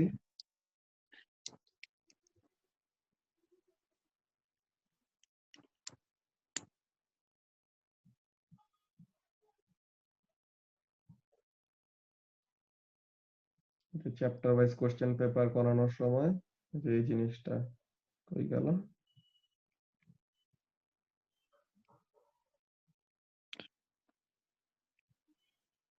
এই যে এই কোয়েশ্চেনটা মনে থাকার কথা। এই কোয়েশ্চেনটা খুবই সুন্দর একটা কোয়েশ্চেন ছিল, যে এখানের মধ্যে দেখো কি হচ্ছে, যে একটা হিটার দিয়ে আমরা কি করতেছি, একটা হিটার দিয়ে একটা অ্যালুমিনিয়াম ব্লককে হিট আপ করতেছি, ঠিক আছে?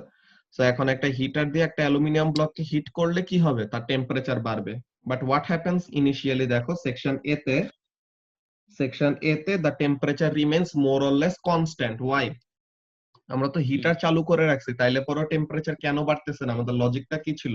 আমরা এই লজিক দেখাইছিলাম যে হিটার অন করার সাথে সাথেই তো সে আর হিটিং এর কাজটা করতে পারে না, তার প্রথমে কি হইতে হয়, হিটার নিজে প্রথমে হিট আপ হওয়া লাগবে, নিজের একটা টেম্পারেচার গেইন করতে হবে, তাইলে পরে সে তখন অ্যালুমিনিয়াম ব্লকটাকে হিট করতে পারবে। সো সেকশন এর জন্য আমরা অ্যানসার কি বলছিলাম, দ্য টেম্পারেচার ইজ কনস্ট্যান্ট। কেন? as it takes a certain amount of time for the heater to get itself heated or gain temperature.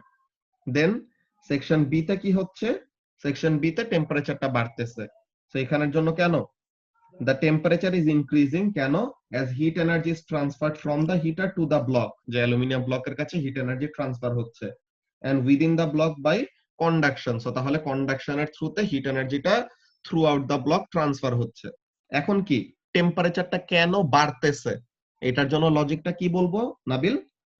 the rate at which the block gains heat energy,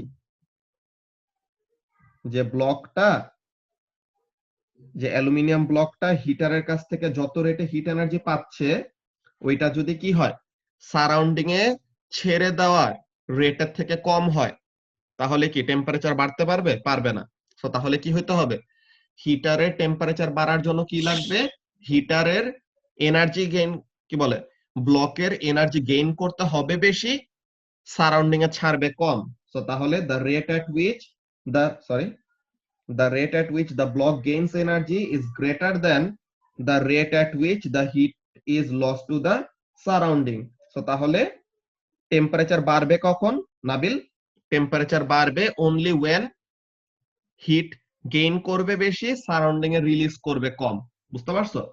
যে এখানের মধ্যে মনে করো এই জিনিসটা, যে একটা বালতি আছে, যে একটা ফুটা বালতি, তো এখন তুমি বালতির মধ্যে পানি ঢালতেছো, তো এখন বালতির ওই ফুটা দিয়ে তো পানি তো ড্রিপ আউট হয়ে বাইরে বের হবেই।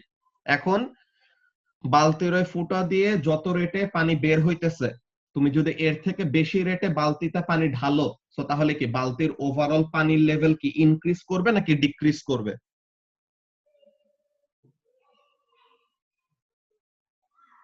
কি বলছে বুঝতেছো নাবিল? যে এই বালতির মধ্যে একটা ফুটা আছে, সো এখন ফুটা দিয়ে তো পানি বের হয়ে যাবে একটা রেটে, সো হ্যাঁ ভাইয়া। ফুটা দিয়ে যত রেটে পানি বের হইতেছে, তুমি যদি এর থেকে বেশি রেটে বালতিতে পানি ভরো, সো তাহলে বালতির পানির লেভেল কি আস্তে আস্তে বাড়বে নাকি কমবে? পারবে। বাড়বে। বাড়ার সো কথা। তাহলে এখানের মধ্যে কি হয়, তোমার ব্লকটা যত রেটে এনার্জি পাচ্ছে তার থেকে কম রেটে সারাউন্ডিং এ লুজ করতেছে, সো তাহলে there will be an overall increase in the temperature of the block. ঠিক আছে? ইন দ্য সেম ওয়ে তোমরা ফিলামেন্ট বাল্বের জন্য বলতে পারো যে ফিলামেন্ট বাল্ব যত রেটে সারাউন্ডিং এ হিট এনার্জি ছাড়তেছে তার থেকে বেশি রেটে হিটটা ডেভেলপ করতেছে, সো তাহলে বাল্বের টেম্পারেচার তখন বাড়বে।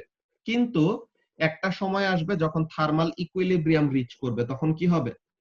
যত রেটে বাল্বটা হিট এনার্জি জেনারেট করবে তত রেটে বাল্বটা সারাউন্ডিং এ হিট এনার্জিটা ছেড়ে দিবে। সো তাহলে ওভারঅল টেম্পারেচারের কি কোনো চেঞ্জ আসবে তখন, বলো তো? না। তো না। তখন ওভারঅল কোনো টেম্পারেচারে চেঞ্জ আসবে না। সো ওইটা হলো আমাদের মেইন কাজ, যে টেম্পারেচারটা এক সময় যে কনস্ট্যান্ট হবে। কখন? যখন নাকি তোমার যত রেটে হিটটা জেনারেট করে তত রেটে যদি হিটটা সারাউন্ডিং এ ছেড়ে দেওয়া হয়, সো তাহলে ওভারঅল কোনো এনার্জির বিল্ড আপ হবে না বেসিক্যালি। বুঝতে পারছো?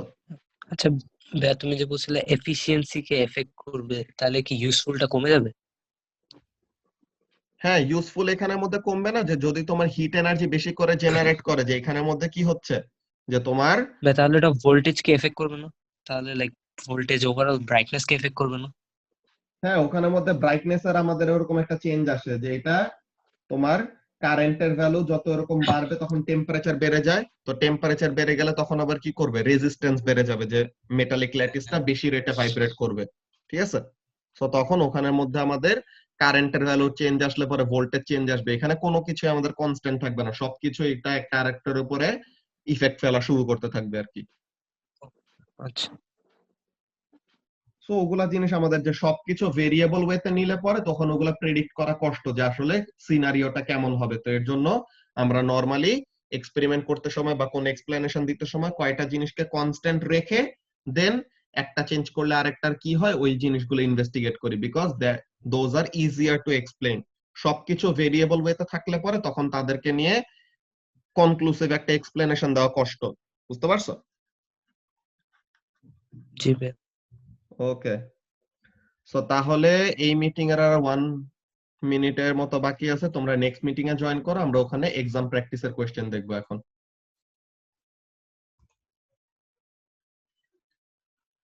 সুভাষিস, ওখানের মধ্যে হিটারের লাইটটা আমাদের ওয়েস্টেড বলতেছি না, হিটারের লাইটটা হলো আমাদের সাইড ইউজফুল, যে নাইদার ইউজফুল নর ওয়েস্টেড, ওই জিনিসটা ওইটা আমাদের ইউজফুল কাজটা করতেছে না আমাদের।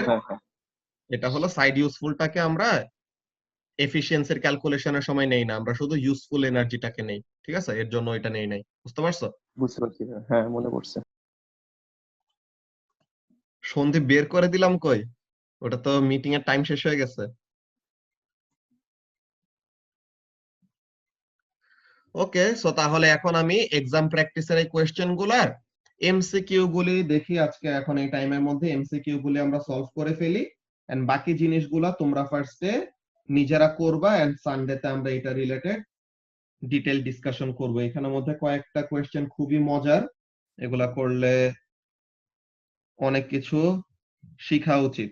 ওকে, সো আমরা এখানের মধ্যে দেখি যে ফার্স্টে কোয়েশ্চেন নাম্বার 1, যে 4B এক্সাম প্র্যাকটিসের কোয়েশ্চেন নাম্বার 1 এ কি বলতেছে?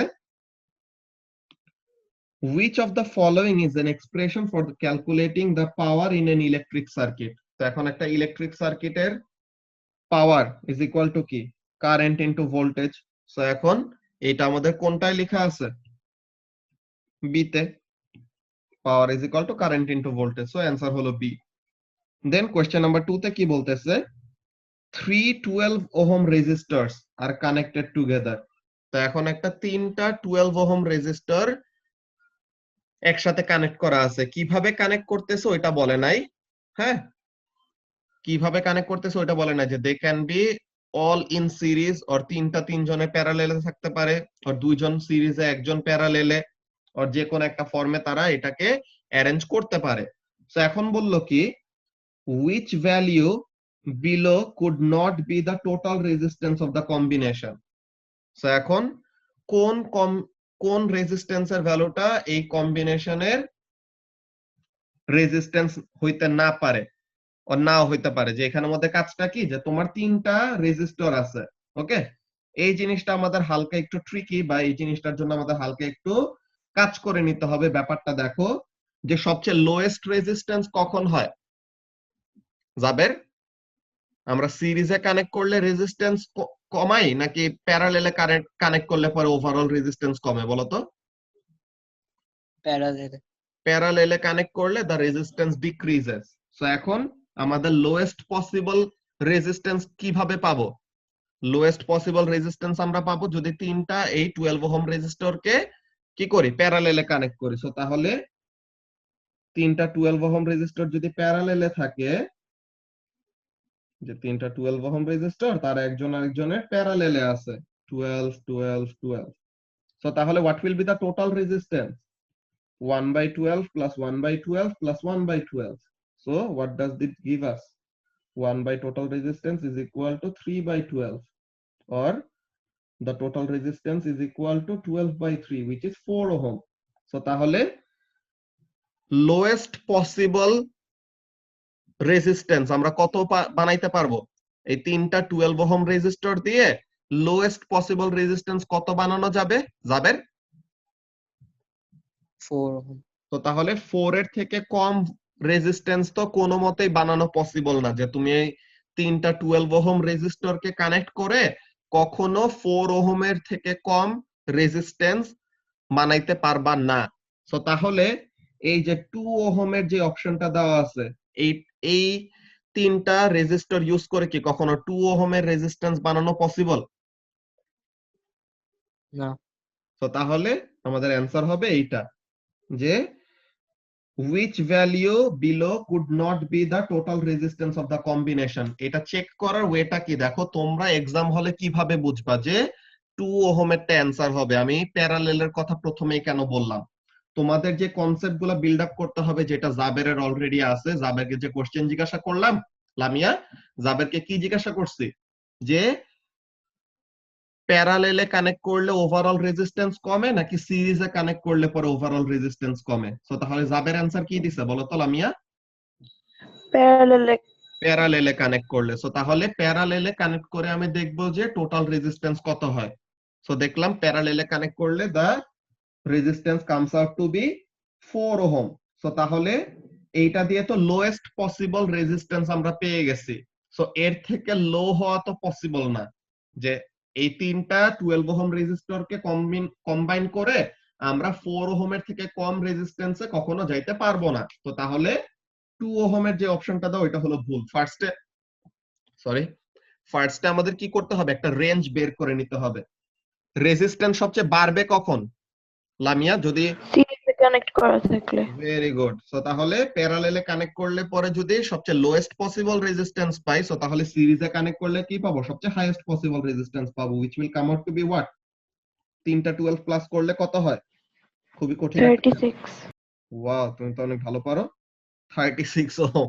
সো তাহলে 36 হলো highest possible resistance that can be provided using this 12 ohm resistor, or 4 ohm is the lowest possible resistance. So তাহলে in between these two resistance values আমাদের কয়েকটা option থাকতে পারে, ঠিক আছে? সো এখন আমরা চাইলে কি করতে পারি, আমরা চাইলে 4 ওহমের রেজিস্ট্যান্স বানাইতে পারি, 8 ওহমেরটা বানাইতে পারি, 18 ওহমেরটা বানাইতে পারি, কিন্তু জীবনেও কখনো আমরা তিনটা 12 ওহম রেজিস্টর দিয়ে 2 ওহম ওভারঅল রেজিস্ট্যান্স বানাইতে পারবো না। সো এখন তোমার ফার্স্টে তো আমরা বি নাম্বারেরটা তো দেখে ফেলছি যে 4 ওহম কিভাবে বানানো যায়। হ্যাঁ, 4 ওহম ওভারঅল রেজিস্ট্যান্স কিভাবে বানানো যায় এই জিনিসটা আমরা দেখে নিলাম। 8 ওহম কিভাবে বানানো যায় এটা বলতে পারবা রিক্তি? 8 ওহম রেজিস্ট্যান্স কিভাবে বানানো যায়, যে তিনটা 12 ওহম রেজিস্টরকে কিভাবে কানেক্ট করলে ওভারঅল রেজিস্ট্যান্স আমরা 8 দিতে পারবো? ফার্স্ট দুটো রেজিস্টর সিরিজে আরেকটা প্যারালালে। ওকে, দেখি। সো রিক্তি আমাদেরকে বলল যে দুইটা রেজিস্টরকে সিরিজে এন্ড একটাকে প্যারালেলে অ্যাড করলে আমরা 8 ওহম পাবো। So let's see what happens. So 12 12 12। So এইটা হলো একটা লুপ, সো এটার জন্য হলো 24, আর এইটা হলো একটা লুপ, এটার জন্য হলো 12। সো তাহলে 1 by total resistance is equal to এইটা। সো তাহলে 1 by RT is equal to 24, এখানে 1 প্লাস 2। সো তাহলে 1 by total resistance is equal to 3 by 24। So the total resistance comes out to be 8। Wow, Rikti তো একদম magician, কেমনে কেমনে পেরে গেলা। ওকে, সো তাহলে এইটা গেল আমাদের একটা প্রসেস, যে কি 8 ওহম আমরা বানাইতে পারলাম, তাই তো রিক্তি? সো এখন রিক্তির কোয়েশ্চেন শেষ। সো এখন এই কোয়েশ্চেনটার অ্যান্সার দিবা নাবিলা। হ্যাঁ, নাবিলা বলতে পারবা যে 18 ওহম আমরা কিভাবে বানাইতে পারবো, যে কিভাবে কানেক্ট করলে 18 ওহম টোটাল রেজিস্ট্যান্স অফার করা যায় তিনটা 12 ওহম রেজিস্টর দিয়ে।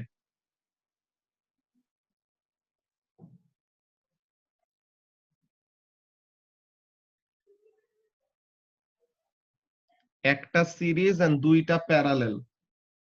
এখানে বেসিক্যালি আমাদের কম্বাইন্ড সার্কিটের মধ্যে যেরকম, সো নাবিলার আইডিয়াটা হলো এমন যে একটা 12 ওহম রেজিস্টর এখানে আর বাকি দুইটা হলো প্যারালেলে। So let's see what happens. So এই প্যারালেল জাংশনের জন্য আমাদের টোটাল রেজিস্ট্যান্স কত হবে? 6 ওহম, আর ওর জন্য রেজিস্ট্যান্স হলো 12। সো তাহলে the total resistance of this combination comes out to be 18 ohm.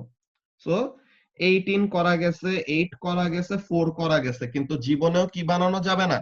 2 ohm বানানো যাবে না। সো তাহলে that will be our answer. Okay, so এরকম আমরা একটু মজা করতে কয়টা কম্বিনেশন দেখে নিলাম যে কোন কোন কম্বিনেশনে এইরকম রেজিস্ট্যান্স গুলো আমরা অফার করতে পারি। ওকে, তেমন কতগুলি তোমাদের প্রসিডিওর জানতে হবে যে অ্যাকচুয়ালি কিভাবে এই কাজ করা যায়। ওকে, সো যে কনসেপ্টটা মাথায় রাখতে হবে রিক্তি, কনসেপ্টটা কি? সবচেয়ে লোয়েস্ট ভোল্টেজ আমরা কোন ওয়েতে পাবো? সবগুলোকে যদি প্যারালেলে কানেক্ট করি। ওকে, সো এই ব্যাপারগুলো মাথায় রাখতে হবে যেগুলো আমাদের অনেক টাইম সেভ করে দিবে। সো লিস্ট রেজিস্ট্যান্স আমরা পাবো যখন নাকি সবগুলি রেজিস্টর প্যারালেলে কানেক্ট করা থাকবে। ওকে, সো এখন 3 নাম্বার কোয়েশ্চেন। 3 নাম্বার কোয়েশ্চেনে কি বলতেছে? A 6 volt EMF cell lights a filament bulb. Okay. Current and potential difference readings on the filament bulb are voltage reading হলো 5.8 volt, current হলো 0.44 ampere. বললো যে what is the internal resistance of the cell? So তাহলে আজকে যা করলাম ওই জিনিসটাই, load plus IR. So এখন R is equal to EMF minus load voltage divided by current. So EMF হলো 6, load হলো 5.8, কারেন্ট হলো 0.44। সো এটা থেকে আমরা কত পাবো? 0.2 divided by 0.44, so 0.45454545। So the answer is B. ওকে, তো এরপরে question number 4, let's see question number 4 এ কি বলতেছে। দাঁড়া আমরা একটু প্রথম তিনটার অ্যানসার মিলাই নেই। So B A B. So B A B. All right. So এখন কোয়েশ্চেন নাম্বার 4 এ কি বলতেছে আমরা দেখি। এগুলাই যে আমরা ইন্টারনাল রেজিস্ট্যান্সের যে চ্যাপ্টার পড়লাম, দেখছো এখান থেকে আমাদের মেইন কোয়েশ্চেন পেপারে অনেক টাইপের কোয়েশ্চেন আসে। সো এই যে a student drew this graph from an investigation of the PD across and current through a cell which was connected in a series to a variable resistor. ওই যে আমাদের এক্সপেরিমেন্টের জন্য যে সেটআপটা ছিল ওইটা বেসিক্যালি। তো এখন বললো কি যে which row of the table correctly shows the EMF and internal resistance of the cell? So EMF টা তো আমরা দেখতেই পাচ্ছি কত, y ইন্টারসেপ্ট থেকে EMF পাবো। সো দিস ইজ 1.5, যে 1.4 আর 1.6 এর মাঝে। সো EMF 1.5 দেওয়া একটাই অপশন আছে। সো তাহলে আমাদের আর কষ্ট করে গ্রেডিয়েন্ট বের করতে হবে না, তাই না সুপ্ত? গ্রেডিয়েন্ট তো আমাদের আলাদা করে বের করতে হইতো কখন? মনে করো যদি এমন দেওয়া থাকতো যে দুইটা 1.5 ভোল্টের অপশন আছে, সো তাহলে ইএমএফ দিয়ে আমরা কনক্লুসিভ কোন অ্যানসার আসতে পারলাম না। সো তখন আমাদের আবার কি করা লাগতো? রেজিস্ট্যান্সটা বের করে দেখতে হইতো। কিন্তু এখন যেহেতু আমাদের ইএমএফ একদম একটাই কারেক্ট অপশন আছে, সো তাহলে ওখান থেকে আমরা কি করে ফেললাম? অ্যানসারে কনক্লুড করতে পারলাম। বুঝতে পারছো? সো তাহলে the answer will be C, যে 4 এর অ্যানসার হবে সি, যে ইএমএফ হলো 1.5, একমাত্র একটাই অপশন আছে সি।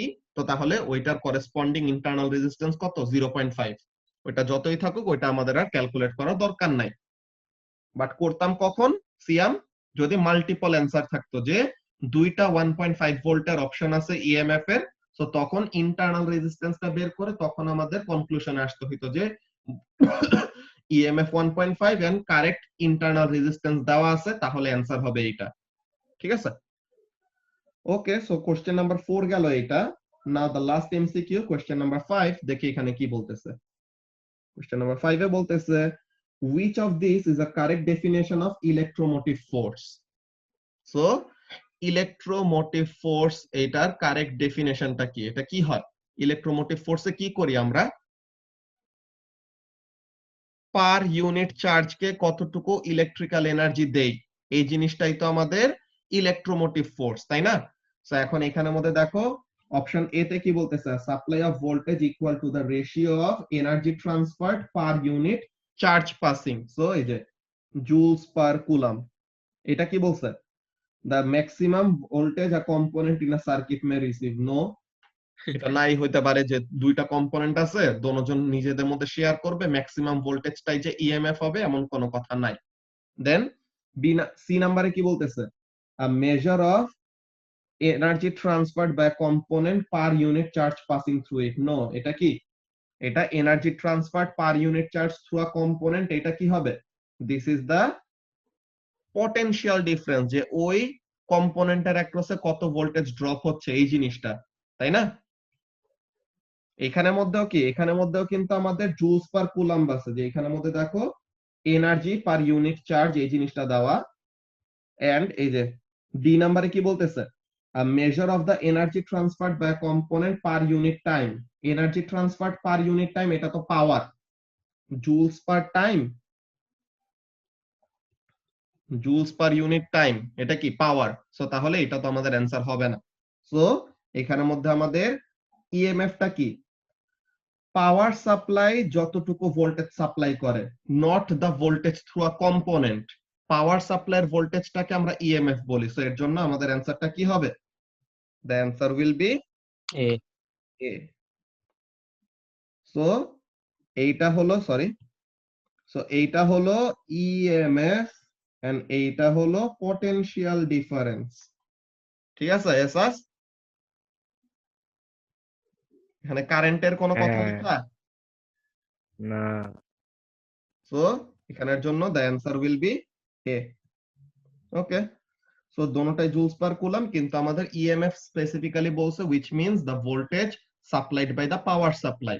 সো ওইটার জন্য the answer will be A. So these were the MCQ questions of the exam practice 4B. তোমাদের হোমওয়ার্ক থাকবে কোয়েশ্চেন নাম্বার 6 থেকে কোয়েশ্চেন নাম্বার 12, কোয়েশ্চেন নাম্বার 6 থেকে কোয়েশ্চেন নাম্বার 12 পর্যন্ত সানডের জন্য হোমওয়ার্ক থাকবে। এন্ড কালকে তোমাদের 3টা থেকে 5টা বুকলেট সলভিং ক্লাস। কালকে আমরা ম্যাটেরিয়াল শুরু করব। লাস্ট দিন তোমাদের অনেকজনই ছিল না, ম্যাটেরিয়ালস এর অনেক ইম্পর্টেন্ট একটা জিনিস আমরা এক্সপ্লেইন করছিলাম, যে স্টিল দিয়ে কিভাবে কনক্রিটকে রিইনফোর্স করা যায়, যে কনক্রিটের টেনসাইল স্ট্রেংথ আমরা কিভাবে বাড়াইতে পারি, ওই জিনিসটা আমরা পড়ছিলাম। সো ওগুলা যারা ক্লাস করো নাই তারা ভিডিও দেখে বুঝে নিবা ফার্স্টে। ওগুলা আমাদের আসবে পরে কোয়েশ্চেন পেপারে যখন ফেস করবা, তখন বুঝতেই পারবা যে ক্লাস মিস করলে কি কি জিনিসগুলো তোমরা মিস করতেছো। অলরাইট, তো তাহলে আজকের ক্লাস আমাদের এইটুকুই। সানডের জন্য হোমওয়ার্ক থাকবে 4B এর 6 থেকে 12, আর কালকের ক্লাসে তো আমরা এক্সাম কি বলে ম্যাটেরিয়ালস এর কোশ্চেন পেপার সলভ করা শুরু করব। আচ্ছা ভাইয়া, হ্যালো। বলো। আচ্ছা, আমাদের কি আবার বুকলেটে ইউনিট 2 এর বুকলেট দিবা না? হ্যাঁ হ্যাঁ, ইউনিট 2 এর বুকলেটটা কি বলে এই মান্থের লাস্ট আর জানুয়ারি ফার্স্ট এর দিকে পেয়ে যাবা, যে ইলেকট্রিসিটি শেষ হয়ে গেছে, তো ইলেকট্রিসিটি শুরু করে দিতে পারবা। আচ্ছা, লাইক একটু কম দিলে হয় না? লাইক 5 বছর বা 6 বছর 10 বছর সলভ করা যায় না? সময় নেই তো। সময়টা করতে হবে, তখন ওরকম আমাদের সিলেবাস যখন শেষের দিকে চলে আসবে, তখন একদম দিনে 100 পেজ করে অমনে করে কভার করা লাগবে। আচ্ছা, বুঝছো? এখানে ইয়ার আমাদের যত বেশি সলভ করবো, আমাদের কোয়েশ্চেন গুলা তুমি দেখলে পরে কয়টা ব্যাপার বুঝবা, যে ইয়ার ওয়াইজ যখন দেখবা তখন কয়টা জিনিস দেখবা, যে 2011 এ ইউনিট 3 তে যেই কোয়েশ্চেন গুলো আসছিল একদম স্পেসিফিক, ওই কোয়েশ্চেন গুলাই 2018 এ তারা আবার দিছে, একদম সেম কোয়েশ্চেন হুবহু। এন্ড সিমিলার টাইপের এরকম কনসেপ্টের অনেকগুলি কোয়েশ্চেন তারা রিপিট করে, যেগুলো আমরা কখন বুঝতে পারবো, যদি আমরা অনেকগুলি প্রিভিয়াস ইয়ার সলভ করি। যত প্রিভিয়াস ইয়ার তুমি সলভ করবা, তত তোমার আইডিয়া হবে যে কেমন টাইপের কোয়েশ্চেন তুমি ফেস করতে যাইতেছো। বুঝতে পারছো? তো এর জন্য যত বেশি ইয়ার আমরা সলভ করব, তত আমাদের জন্য ভালো। ওকে। আচ্ছা ভাইয়া। ওকে, সো তাহলে আজকের ক্লাস আমরা এখানে শেষ করি। আল্লাহ হাফেজ।